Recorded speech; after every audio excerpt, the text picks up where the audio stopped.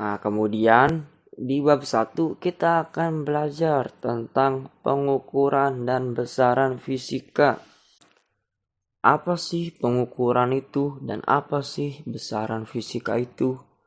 Nah, nanti di sini kita akan mempelajari bagaimana cara mengukur sebuah benda atau sebuah media untuk diketahui nilai hasil ukurnya melalui beragam metode. Selain itu, di sini juga kita akan belajar tentang besaran. Kalau kalian masih ingat, kita pernah belajar besaran dan pengukuran ini di kelas 7 SMP. Nah, cuman di sini kita akan mempelajari sedikit lebih dalam, meskipun tidak jauh berbeda. Tapi di sini akan ada beberapa metode yang lebih dalamnya lagi tentang pengukuran dan besaran fisika. Jadi harap dicatat apa yang saya jelaskan dan disimak apa yang saya jelaskan. Kalau bisa diulang videonya sampai kalian paham apa yang saya jelaskan. Oke, bisa dimengerti? Terima kasih.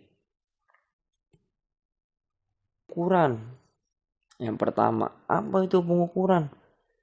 Coba apa yang dapat kalian jelaskan jika diminta untuk mendeskripsikan meja tulis yang ada di hadapan kalian?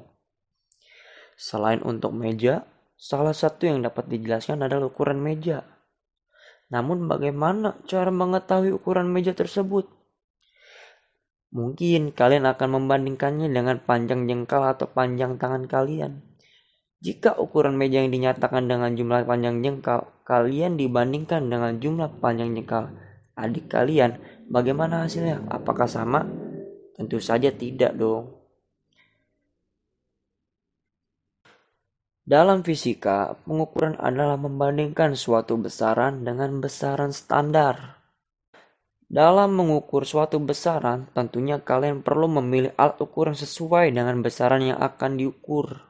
Misalnya untuk panjang meja bisa dengan mistar seperti itu. Selain itu, kita harus memperhatikan juga fungsi, keperluan, dan tingkat ketelitian dari alat ukuran yang kita gunakan. Jangan sampai kita salah menghitung dan salah menggunakan alat yang mau kita ukur terhadap benda tersebut.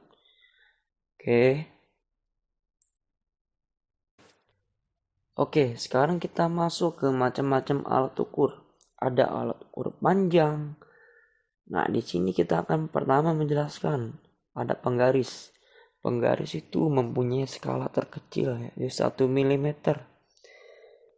Kemudian, penggaris itu memiliki tingkat ketelitian atau ketidakpastian sebesar 0,5 mm atau 0,05 cm. Kemudian, ada jangka sorong. Jangka sorong ini mempunyai rahang yang di bawahnya mempunyai 10 bagian skala yang disebut skala Nonius. Kemudian ada mikrometer skrup. Mikrometer skrup itu mempunyai 2 skala sama seperti jangka sorong, yaitu skala utama dan skala Nonius. Skala Nonius terletak pada leher atau badan dari mikrometer skrup itu. Jadi, cara menghitung jangka sorong dan mikrometer skrup itu dihitung dengan cara total benda keseluruhan terjepit dan angka dari skala Indonesia berhenti di mana. Seperti itu ya. Kalau kalian mau lebih paham lagi, silakan dibuka bukunya. Terima kasih. Oke, tadi kan kita udah membahas alat ukur panjang. Nah, sekarang kita membahas tentang alat ukur massa. Nah, di alat ukur massa ini kita akan menghitung ukuran massa atau berat dari sebuah benda. Di sini ada neraca digital yang pertama. Neraca digital ini berfungsi sebagai timbangan modern yang angka dari total berat yang dibebankan kepada neraca digital akan dihasilkan oleh angka digital yang tertera di bagian depan. Kemudian ada juga neraca pegas. Neraca pegas ini masih sama fungsinya dengan neraca digital. Cuman neraca pegas ini menggunakan konsep dari gaya pegas. Nah, kemudian ada neraca Ohaus. Neraca Ohaus ini masih sama juga. Jadi, intinya ketiga neraca ini sama-sama mengukur jumlah berat suatu benda atau suatu zat misalnya. Seperti itu ya. Jadi, untuk alat ukur massa ini difokuskan untuk mengukur sebuah berat benda. Nah, kemudian ada alat ukur waktu. Pasti kalian udah pada tahu dong alat ukur waktu itu apa aja. Nah, di sini alat ukur waktu itu terdiri dari hal-hal yang terjadi di sekitar kita.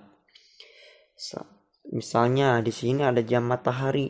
Jam matahari itu apa? Jam yang berputar sesuai dengan arah gerak matahari. Sama aja konsepnya kayak jam dinding.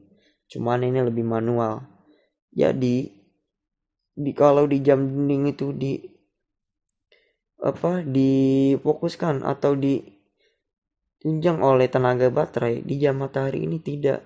Jadi manual ya. Nah, kemudian ada stopwatch. Stopwatch ini untuk mengukur, biasanya dipakai buat olahraga ya.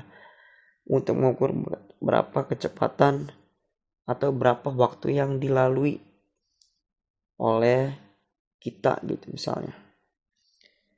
Jadi untuk alat ukur waktu ini adalah alat yang mengukur masa waktu, bukan masa waktu sih.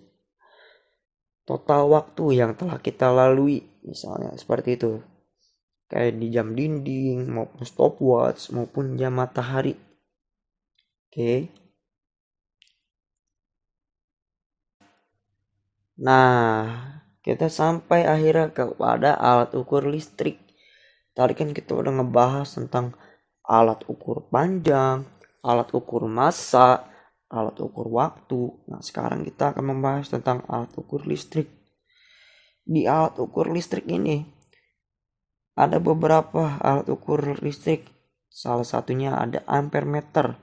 Ampere meter ini berfungsi untuk mengukur sebuah arus listrik. Nah, kemudian ada voltmeter. Voltmeter ini bertujuan untuk mengukur tegangan listrik. Nah, ada juga ohmmeter. Ohmmeter ini untuk mengukur jumlah hambatan listrik. Jadi, ampere meter, voltmeter, dan ohmmeter ini adalah alat ukur listrik yang digunakan untuk mengukur kuat arus listrik, jumlah tegangan, dan hambatan. Seperti itu. Kalau kalian belajar tentang hukum Ohm dan hukum Kirchhoff, itu semuanya sudah jelas ya, dimana tegangan berbanding lurus dengan arus. Seperti itu.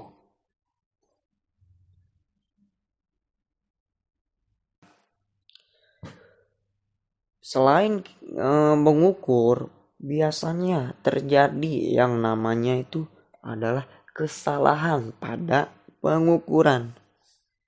Kesalahan pada pengukuran itu apa aja sih? Nah, kesalahan pada pengukuran itu bisa didapat dengan misalnya salah mengkalibrasi. Jadi biasakan sebelum kita melakukan pengukuran itu, biasakan dikalibrasi terlebih dahulu alat ukurnya. Agar apa? Agar skalanya menjadi 0. Kalau kata di SPBU kan biasanya kan harus dinolkan. Nah, itu dikalibrasi juga masuk. Jadi kita sebelum memulai sebuah pengukuran itu harus dikalibrasi menjadi 0. Kemudian selain itu bisa juga terjadi karena hasil pengamatan kita yang keliru, ngeblur. Jadi yang tadinya 1,5 jadi 1,6 misalnya karena kita salah lihat. Nah, kemudian selanjutnya ada human error. Human error itu di mana terjadi saat kita itu tidak mengetahui bagaimana cara mengukur sebuah benda dan alat ukur yang kita gunakan itu apa. Seperti itu.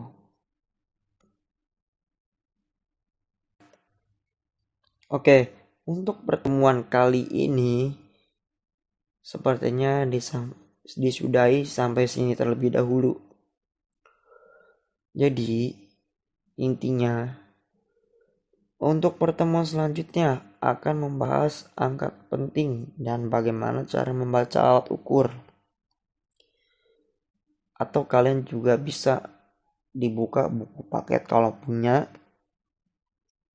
di bab awal, bab 1 atau di LKS-nya dibuka. Nah, di situ akan membahas atau nanti kalian akan lihat bagaimana cara membaca alat ukur. Bagaimana cara mendapatkan nilai dari hasil ukur, bagaimana cara membaca kekeliruan yang terdapat di alat ukur, dan bagaimana cara kita mengetahui selisih atau nilai dari ketelitian alat ukur dan atau dengan benda yang kita ukur.